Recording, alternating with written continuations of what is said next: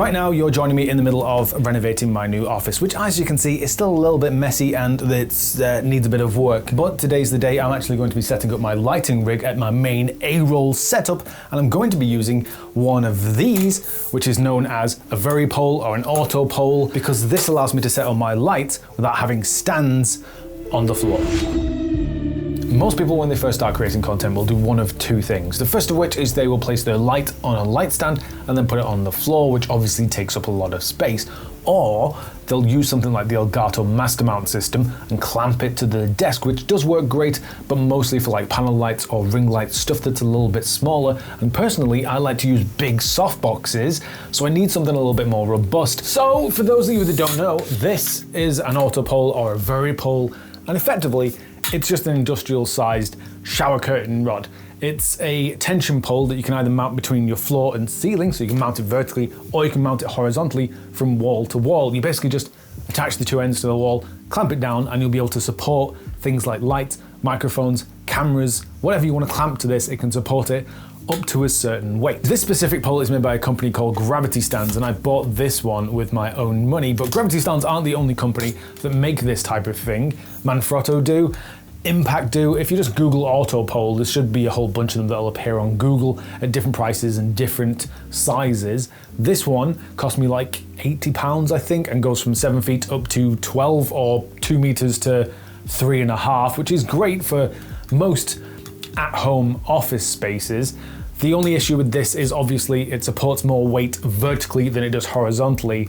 But in my space, I only really need it to reach 7 feet, and I'm gonna have one light on it, which is a couple of kilos, so I should be more than fine, especially as I'm already using one up here, kind of behind me. This secondary AutoPole is basically the exact same as the one I'm going to be setting up today for my main A-roll setup. The only difference is I mounted this one like a week or two ago, and as you can see, it's still holding really strong, even with multiple lights on it. The thing you have to remember though is these poles are bigger and stronger, so it means you're gonna need bigger, stronger clamps to put everything on it. Most creators are familiar with little clamps like this one, which are perfect for mounting small lights or maybe your camera in interesting places. But the problem with these is the actual clamp head, way too small and not strong enough for mounting two AutoPoles. So instead, you're gonna need something that's a bit more robust than this. And I would either suggest going the mid-range route and getting like a heavy clamp from Elgato, because as you can see, the actual clamp size far bigger than the previous one, as well as the metal being stronger. Or if you want to go a little bit more professional and don't mind spending a bit of extra money, you can get something like this, which is called a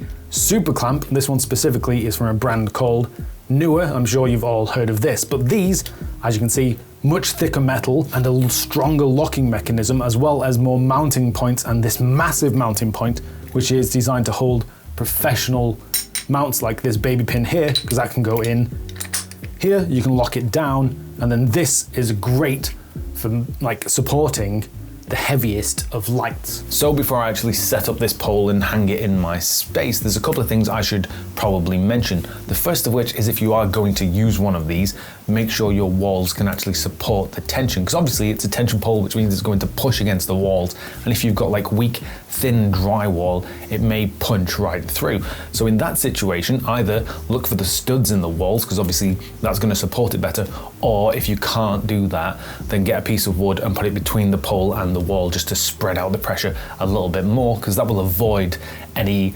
disasters. And secondly, if you are going to use one of these, especially high up with a lot of expensive heavy equipment on it, you might want to consider drilling some wood to your wall underneath where you've mounted the pole, because that way it will actually support the weight a little bit better, and you're less likely to have any falls or slippages or have this thing come crashing down in the middle of the night. And obviously you don't want that to happen, because you're going to end up with a whole bunch of damages to your equipment or your desk or even people that are in that space. Once everything's all installed and set up though, you can end up with a shot that looks like this, which as you can see is more than good enough for the type of content that I want to make. It's like 95% of the way there. I probably need to tweak the actual lighting position and the exposure a little bit, but in general, this shot, it looks pretty great. AutoPoles or VariPoles are one of those products that I don't see everyone talking about. They're kind of like a lesser known, underrated gem in the content creation space, because they allow you to get your your lights or cameras or microphones or whatever positioned exactly where you need them to go without taking up any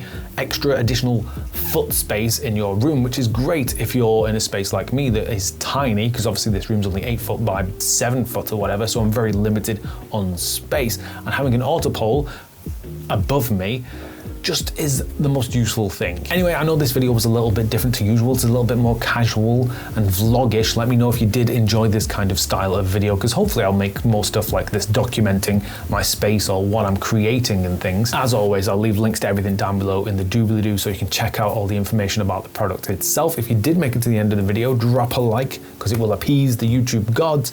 And in the meantime, check out some other videos I made about content creation and live streaming and just filmmaking stuff in general, and I will see you all in the next one.